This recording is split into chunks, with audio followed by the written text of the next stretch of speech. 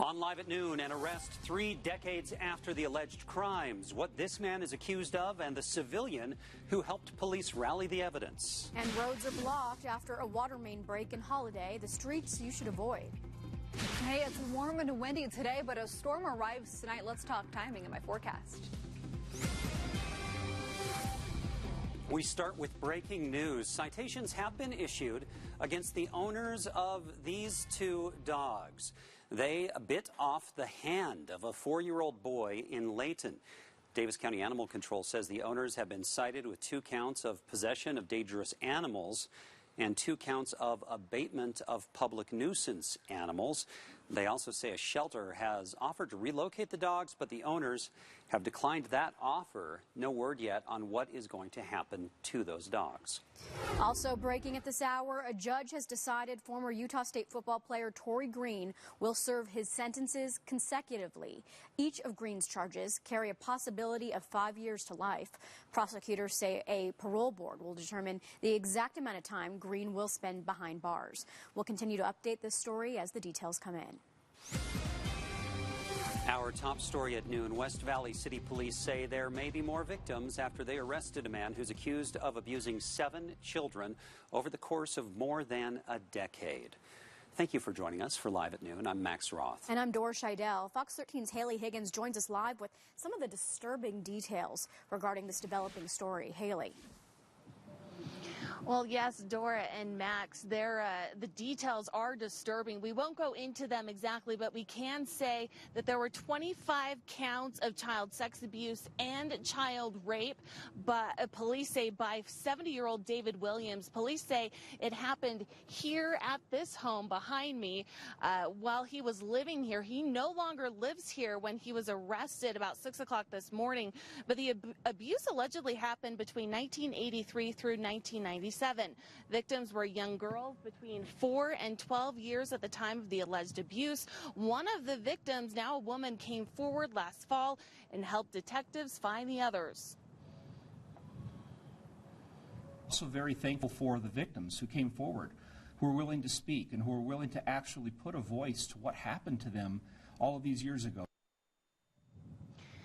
Police are concerned that there may be more victims besides these 7. Girls are asking anyone with information to contact West Valley Police. Reporting live in West Valley, Haley Higgins, Fox 13 News, Utah. Haley, thank you. And we are continuing to follow a story in Holiday after a water main break caused flooding on the roadway. The break is continuing to impact traffic in the area. Fox 13's Scott McCain has more on what crews are saying. The break in the water main finally pinpointed by mid-morning. Now the real work begins. They've got to dig up the asphalt, get down to that line and repair it. But this has been an ongoing situation for several hours now. It was a little after 5 a.m. when Salt Lake City and Salt Lake County crews were notified that there was standing water here on Highland Drive.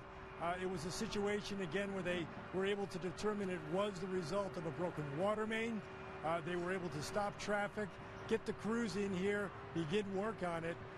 They think they'll have the actual break in the line fixed by later today, but this is going to take the rest of the day maybe for that to take place, then a couple more days before traffic finally returns to normal around here. We're always maintaining and preparing. You know, every once in a while something happens like this, but that's why we have a great team, and we know that this is just part of running a city and running a utility department. This is a situation where this line is more than 85 years old, so they're not exactly sure what caused the line to break or rupture today. They're hoping to have more on that a little later on. And once again, after they make the repairs, which should be done by today, they're going to need to close the northbound lanes of Highland Drive, but they should at least be able to get a north and southbound lane open over on the opposite side, which is typically just the southbound lanes, but that could be an issue for at least the next couple of days. In Holiday, Scott McCain, Fox 13 News, Utah. All right, we are looking live from the Intermountain camera to the northeast towards the University of Utah to the left and Emigration Canyon and Parley's, and it's all looking Pretty nice, but those high wispy clouds, do they say something's coming, Allison? Yes, we've got a storm arriving tonight, and our view from downtown, our Tribune camera doesn't look quite as beautiful as that shot from Murray. So we've got the cloud, and Max, you know, when we've got this wind out of the south, something's coming. 25 miles per hour sustained wind right now. That's what we're warming up so much today, and this is all ahead of our front that's going to be arriving overnight into early tomorrow morning. So daytime highs, the warmest temperatures we've seen so far this year, will end up being close to about 70 degrees, and it's warmer in Salt Lake than down in St. George right now at 57. But this front's off towards our west. Rain and snow moving in later tonight into tomorrow and into Friday. Potentially some snow down to the valley floors. 70 degrees for a high today, mostly cloudy. It's going to be a windy Wednesday, so breezy at times. And my top headlines for you guys will be close to record territory today, but not quite there. And then spring storms arrive tonight. Let's talk about that chance for snow and the timing in my forecast.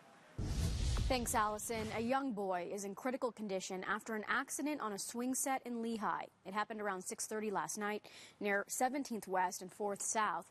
A fire department spokesman says the boy was going down a slide in his backyard when a jump rope got caught around his throat, choking him.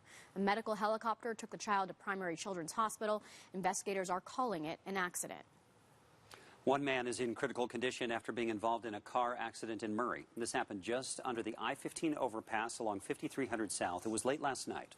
Police say a Cadillac was heading west and was trying to get on the freeway when it collided with an SUV going east.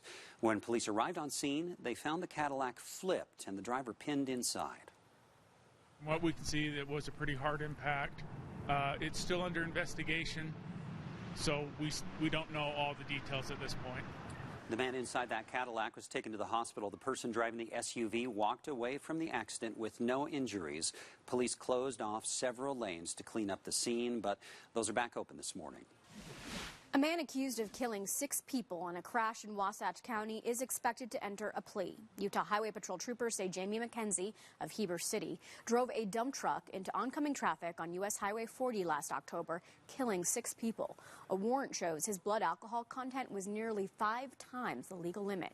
McKenzie's arraignment is being held at the Heber City Courthouse. An Ogden man has been cited after he got his pet dog to attack and kill a neighborhood cat. We want to warn you, this video could be disturbing to some viewers. A woman who caught the incident on camera says she was driving in the area of 102nd North, 1140 West in Ogden when she saw it happen. She said she saw a man walking 2 dogs off leash, and when she looked closer, they were trying to attack a cat. She said by the time she got there, the cat was already dead. It was trying to climb up the tree, and it had its claws out and was like hitting the white dog. Through my rear mirror, I saw that the white one was tugging in the tail. She reported the man to animal control. She says she's hoping exposure will teach him a lesson about the proper way to care for animals. After 7 days stuck in the snow in a rural part of Box Elder County, a Brigham City woman has been found alive and well. What a crazy story of survival. Michelle Richin took a back road last week on a drive back from Nevada. She got stuck in the snow and decided to wait it out in her car for a whole week. She took pictures of sunrise and sunset tending to a fire, hoping the smoke would be spotted. Took my spare tire out from underneath my car because I was actually going to take it down, burn my spare tire to get the black smoke, and then I figured I'd wait a day and then I was going to start walking. Fortunately, because she often does go off-road, she was well prepared for a long wait. Michelle was reunited with her family yesterday afternoon. Coming up, hostility with the Chicago mayor and police chief against the district attorney. We'll listen to what they say about actor Jussie Smollett getting a deal.